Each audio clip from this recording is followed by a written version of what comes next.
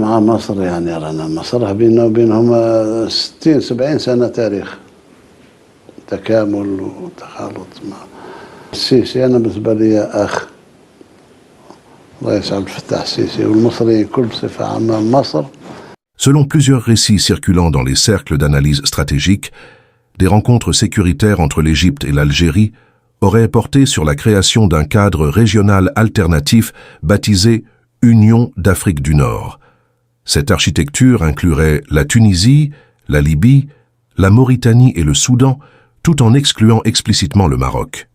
Si l'hypothèse venait à se confirmer, elle ne relèverait pas d'un simple ajustement administratif, mais d'une tentative de redéfinition de l'espace stratégique régional, selon une logique d'exclusion.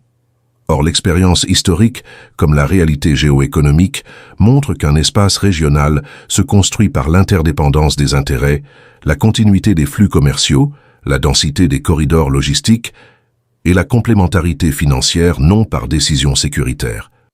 Écarter le Maroc de toute projection nord-africaine reviendrait dans les faits à neutraliser un nœud logistique reliant l'Atlantique, la Méditerranée et les marchés subsahariens. Une fragmentation volontaire pourrait ainsi coûter plus cher qu'elle ne rapporte tant sur le plan économique que stratégique. Sans parler des relations tendues entre le Maroc et l'Algérie, les relations maroco-égyptiennes ont également traversé une phase de refroidissement dans le contexte des coopérations militaires entre Rabat et Addis Abeba.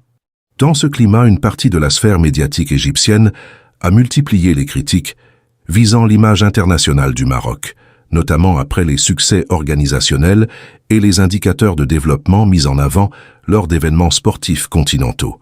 Certaines plateformes ont même évoqué la possibilité que la FIFA remette en question l'attribution de la Coupe du Monde 2030 à Rabat, invoquant la gestion des animaux errants, une polémique qui s'inscrit dans un contexte médiatique régional tendu.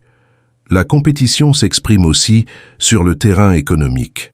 Selon plusieurs analyses, l'un des facteurs majeurs de crispation serait la dynamique de l'économie et la diplomatie marocaine.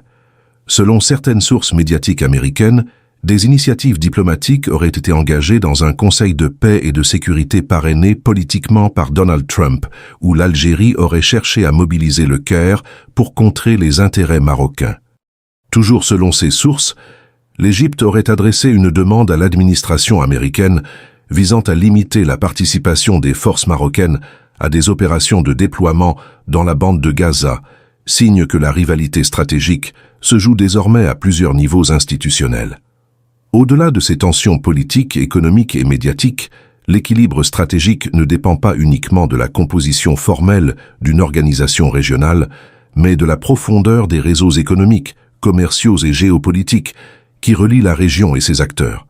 La puissance régionale ne se mesure pas à la réduction des cercles d'alliance, mais à l'étendue et à la densité des connexions qu'un pays parvient à tisser.